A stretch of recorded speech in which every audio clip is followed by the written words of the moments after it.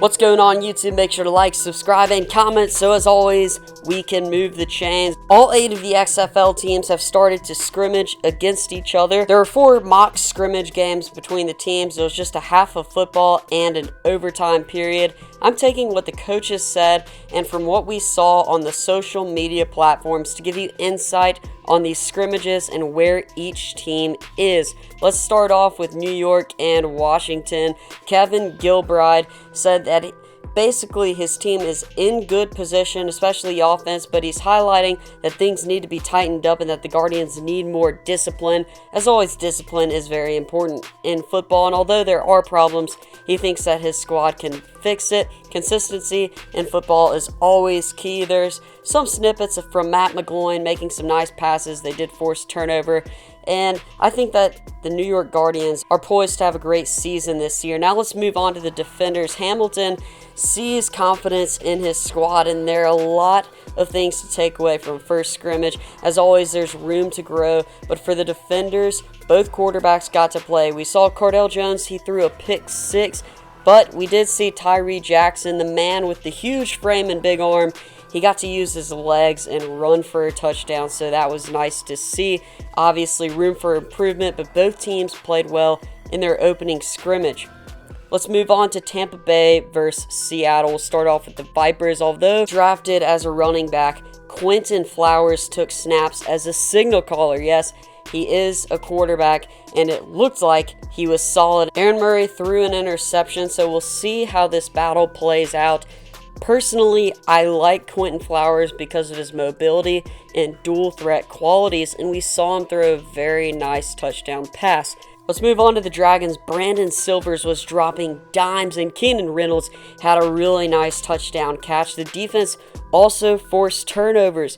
Things seem to be looking good for the Seattle Dragons. LA and Dallas also squared off. The Wildcats won the scrimmage after being behind early. Adversity was shown to them and they fought through it. Obviously, everybody knows about the quarterback battle going on in LA, but LA has excellent receivers and tight ends. Brandon Barnes made an excellent touchdown play. Very physical pass-catching tight end, which is vital for a passing offense that Winston Moss seems to think they have a potent offense brewing out west. Let's move on to the Renegades, opening the season with Philip Nelson as the starter after the injury to Landry Jones. We saw some good things and some bad things, but Coach Stoops pointed out that the rules will take some time to getting used to for his team, highlighting the short play clock and overtime. Philip Nelson did throw an interception, but can't really take too much away from these scrimmages because it is the first time these teams are really playing against each other. Obviously, things will change in the future. Our last game on the list, St. Louis versus Houston. The story for the Battlehawks this season already has been losing Doug Meacham as the offense coordinator. Huge loss. Huge loss. I posted a video about it recently, and the uncertainty at the quarterback position has also been lingering. But from what Jonathan Hayes said, the offense seems to be executing plays and is not looking back, even though they lost offense coordinator Doug Meacham. Brogan Roback threw a beautiful ball to Alonzo Russell, and people are forgetting about Roback. He has pro experience over to Amu.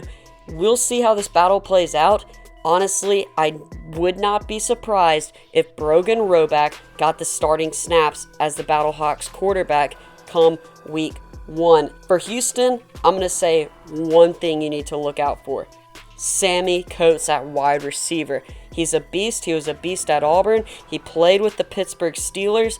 I think that Sammy Coates could be one of, if not the best wide receiver in the XFL. That's my bold prediction. Also, PJ Walker, people label him as a running quarterback. No, this guy can throw. We've seen it in college. We've also seen it through social media.